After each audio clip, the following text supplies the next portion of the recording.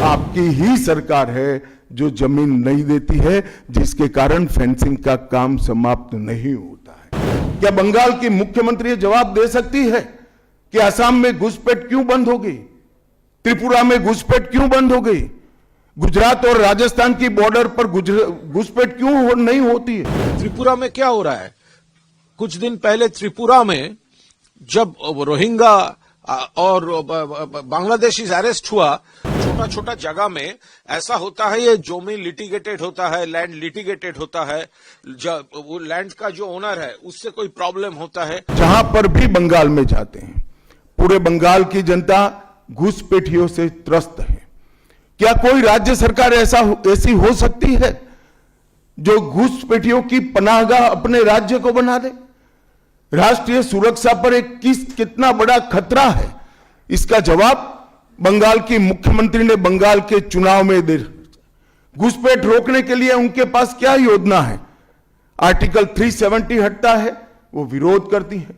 CAA लाकर बंगाल के शरणार्थियों को नागरिकता देने का हम कार्यक्रम करते हैं, वो विरोध करती हैं। और वो ठीकरा फोड़ते हैं कि बीएसएफ है, वो रोक नहीं रही है। ममता जी, मैं आज आपको इस सार्वजनिक प्रेस वार्ता में पूछना चाहता हूं कि कौन सी सरकार है बांग्लादेश की पूरी सीमा पर जो वाड़बंदी करने के लिए, बॉर्डर पर फेंसिंग करने के लिए जमीन नहीं देती है? अगर आप जवाब न दे पाए तो मैं ही देता हूं। आपकी ही सरकार है जो जमीन नहीं देती है, जिसके कारण फेंसिंग का काम समाप्त नहीं होता है। फिर भी भौगोलिक रूप से कठिन सीमा पर से कोई घुस कर आता है तो कहां जाता है? सबसे पहले बंगाल के गांव में जाता है। आपका पटवारी क्या कर रहा है? आपका थाना क्या कर रहा है? क्यों इसको अरेस्ट नहीं किया जाता? क्यों उस पर केस दर्ज नहीं होता? क्यों इसको वापस भेजा नहीं जाता? जवाब है क्या आपके पास?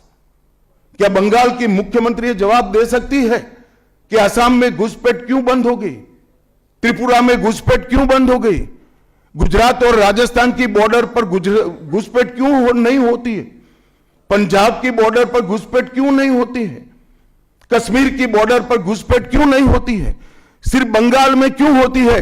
क्योंकि आपकी निगहबानी में घुसपैठ कराई जाती है और बंगाल को धीरे धीरे डेमोग्राफी चेंज कर आप आपकी वोट बैंक को पुख्ता करनी चाहती है। मगर ये लंबा नहीं चलेगा। बंगाल की जनता अब जान गई है और इसके खिलाफ लामबंद भी हो रही है।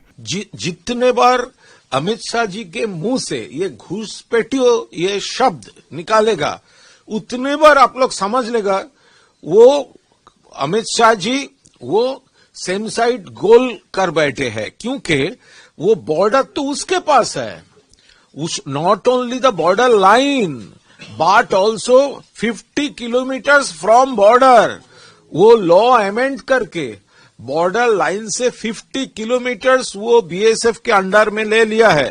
तो त्रिपुरा में क्या हो रहा है? कुछ दिन पहले त्रिपुरा में जब रोहिंग्या और बांग्लादेशी अरेस्ट हुआ, किधर से अरेस्ट हुआ था? अगरतला स्टेशन से अरेस्ट हुआ था। तो ये अमित शाह जी का पता नहीं है।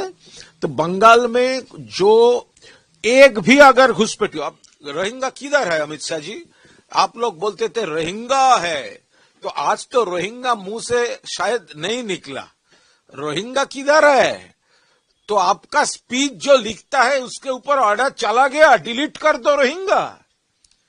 1 लाख 1 करोड़, ये तो कोई हिसाब नहीं है। तो आप बोलते थे इतना ये रोहिंग्या है। तो एसआईआर इलेक्शन कमीशन जो 58 लाख एलिमिनेशन का जो लिस्ट बनाया था, तो किधर है रोहिंग्या? तो आपका स्पीच से रोहिंग्या हट गया है। तो अभी ये घुसपैठियों ये आपका फेल्योर है। आप ये जो बॉर्डर फेंसिंग आपको कौन मना किया? जहां पर फेंसिंग है वहां से भी क्यों होगा? तो ये तो आपका फेल्योर है। बहुत सारे जमीन दिया हुआ है।